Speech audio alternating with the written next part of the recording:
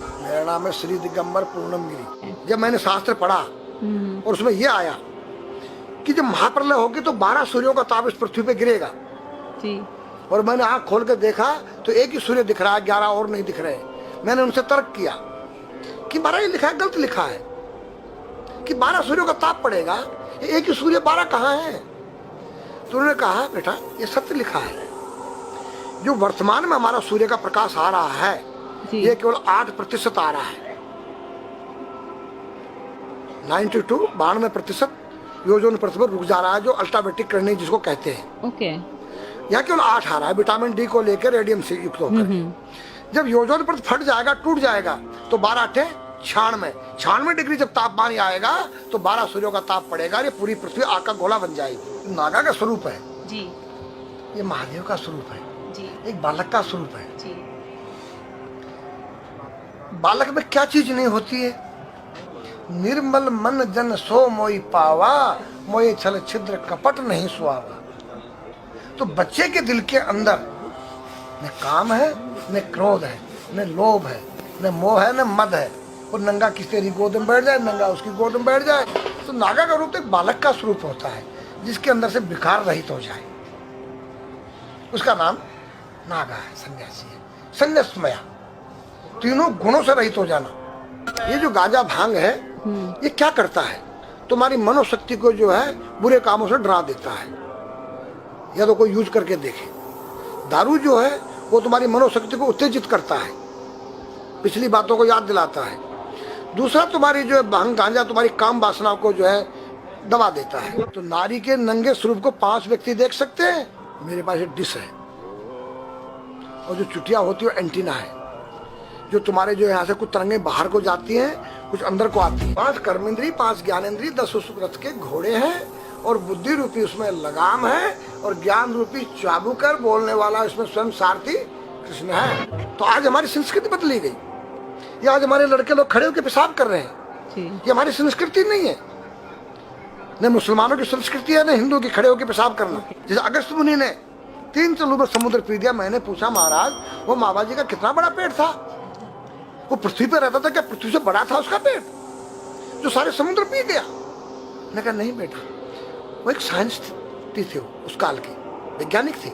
उन्होंने ऐसा केमिकल डाल दिया कि पानी के 2 भागों में बढ़ गया, H2O हो गया और वो आकाश में उड़ गया। आज का जो नौजवान है ये साइंसवादी है, ये हमारी भौतिकवादी और जो हमारी धार्मिक आध्यात्मिक बात को नहीं मानेगा। इसको तुम साइंस के द्वारा अध्यात्म को मनवाएगा तो मानेगा। जैसे मैं सूर्य को जल दे करके मैं हर बीमारी का इलाज कर देता हूँ। बताओ कैसे? कैसे बाबा?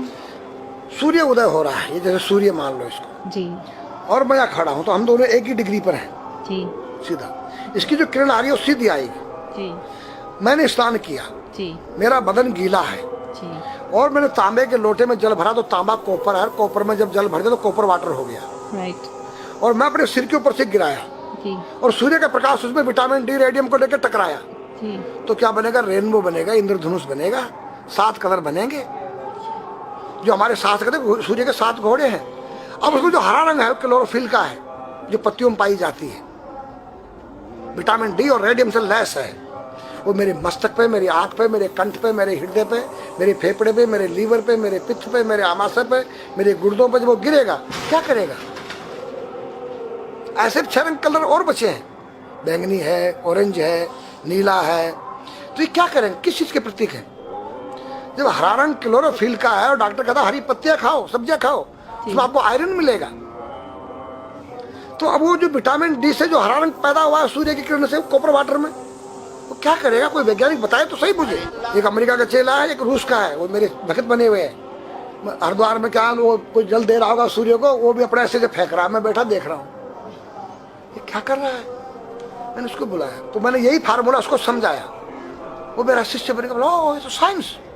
मस्तिष्क पर तिलक क्यों लगाते हुए इस जगह पर? पहले लगता है पीला, फिर लगता है लाल, फिर लगता है सफेद। 3 कलर क्यों लगते हैं? काला क्यों नहीं लगता? चौराहे पे 3 बत्तियां हैं, जी देखा होगा जी। लाल क्यों है? फॉर डेंजर स्टॉप, खतरा है, या डेंजर, खड़े हो जाओ, खतरा है जी। पीला देखो, चलना नहीं है, हाँ, देखो रेडी रहो, देखो। और सफेद चल सफेद सफेद तो यहाँ है उसमें ना, हाँ चावल लगा रखे हैं ना मैंने हाँ सफेद, हाँ वहाँ हरा है, वहाँ हरा है, रेडी टू गो। गो, या हरा गो है। जी। नहीं सफेद, अगर युद्ध हो रहा है, गोलियां चल रही है, सफेद झंडा लहरा दिया जाए। पीस, शांति का प्रतीक है। चावल ठंडा होता है, और हमारी यहाँ पर सुषुम्ना नाम की नाड़ी है, जी। लाल कलर है कि तुम इस योग सहयोग में आके तुम बैठ सकते हो कि नहीं, ये माहौल तुम्हारे योग्य है या नहीं, या जुआ चल रहा है, या शराब पी जा रही है, क्या तुम बैठ सकती हो? देखो पीला कलर है, देखो, आना नहीं जाना नहीं, देखो, ओ खतरा है या ठीक नहीं है, चलो। और सफेद शांति, जी।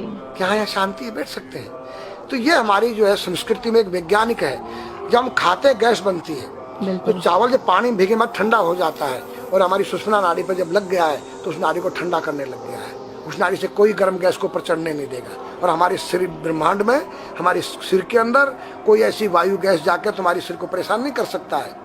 तो मेरे पास जितने हमारे शास्त्र पुराण ग्रंथ हैं, ये साइंस है, मैं साइंस के द्वारा इन वैज्ञानिकों को समझा सकता हूँ और रगड़ा सकता हूँ। कहा जाता है कि नागा बाबा जो हैं वो कुंभ मेले के बाद विलुप्त हो जाते हैं, ऐसा कुछ है क्या? ऐसा नहीं है, जैसे हम गंगोत्री धाम हिमालय में रहते हैं, जी वहाँ मुझे हिमालय पसंद आया। जी क्यों? कि तुम गर्मी से बचने के लिए तुम्हारे रूम में एसी लगी है, जी ठंडा पानी पीने के लिए तुम्हारे पास कृत्रिम जो है फ्रिज लगा है, जी। हवा लेने के लिए तुम्हारे को पंखे या कूलर जो है कृत्रिम लगे हैं, लेकिन भोलेनाथ बाबा ने मेरे लिए नेचुरल एसी लगा रखी है, और नेचुरल फ्रिज लगाया है, नेचुरल पंखे लगे हैं। तो जब मैंने सब कुछ त्याग दिया, छाती में तो मैं कुछ लेके नहीं जा सकता हूँ, चाहे मेरे पास अरबों खरबों रुपया, जी खाऊंगा मैं उतना ही जितनी मेरी पेट के अंदर भूख है। पढ़ना लिखना ये तो सहज चातुरी, काम धैन मन बस करन गगन चढ़न मुश्किल। काम धैन मतलब अपने वीर्य को कंट्रोल करना, अपने मन को कंट्रोल करना, और अपने प्राण को ब्रह्मांड में यहाँ ले जाना। ये खोपड़ी क्या है? ब्रह्मांड है, उसको कहते हैं समाधि। इस सारे शरीर के प्राणों को इकट्ठा करके इस ब्रह्मांड में मस्तिष्क में ले जाके बैठ जाना, जिसको ब्रह्मरंध्र कहते हैं, उस गुफा के अंदर। ये 3 वस्तु मुश्किल है, बाकी सब आसान है। अपरिग्रह मतलब उतना रखो जितना तुम्हें आवश्यकता है, अधिक मत रखो।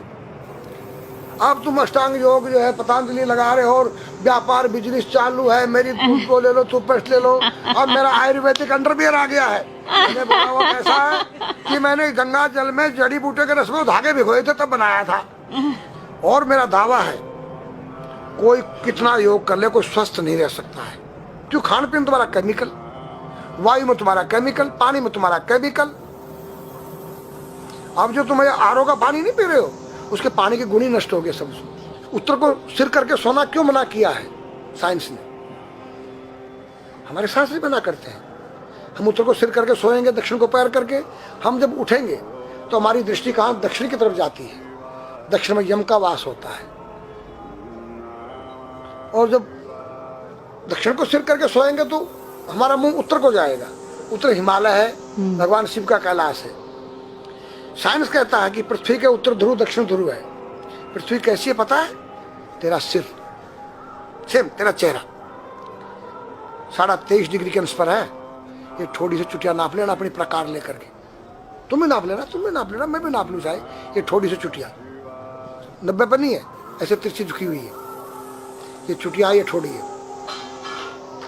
66.5 डिग्री का कोण बनाती है। तो ये जो चुंबक मैग्नेट पावर है, उत्तर से नॉर्थ से साउथ तक, हम जब सिर उत्तर की तरफ करेंगे तो ये नॉर्थ है, वो नॉर्थ है, नॉर्थ को नॉर्थ धक्का मारेगा तो तुम्हारे दिमाग में और तुम्हारे हार्ट में डिस्प्लोजन होगा और बैलेंस बिगाड़ेगा। इसलिए साइंस में कहता है कि उत्तर की ओर सिर मत करो, और हमारे शास्त्र भी कहते हैं कि उधर मत करो, नीचे उधर दक्षिण की तरफ यम का वास है, उनकी तरफ दृष्टि पड़ती उठते ही।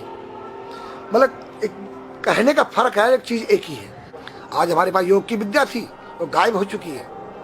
अब तो जो थोड़ा सा कोई एक चूहा था, वो दुकान में गया, उसको एक हल्दी कंकर मिल गया, बोला हम पंसारी हो गया है।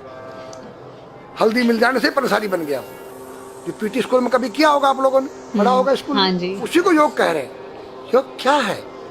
भगवान कृष्ण के पास था, उज्जैन गए थे संदीपनी ऋषि के पास सीखने के लिए। एक ही समय में 16,808 रावणों के साथ बात कर रहे हैं, अलग अलग रूप में। योग से अनेक रूप बन सकते हैं। योग हनुमान जी के पास था।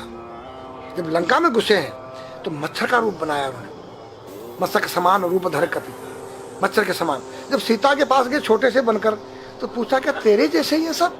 कि हाँ। फिर तो श्रीलंका पे विजय पाना असंभव है। तो हनुमान ने पहाड़ का जैसा रूप दिखाया, हिमालय जैसा। सर्जविन करना, अपने प्राण को निकाल के मुर्दे में डाल देना, उसको प्रकाया प्रवेश कहते हैं, जो आज है ही नहीं, लुप्त हो गई। जो जानता है किसी को बताता नहीं है। अगर उसका कोई शिष्य है उसको बताना चाहो, उसको जिज्ञासा नहीं उस शिष्य को सीखने के लिए।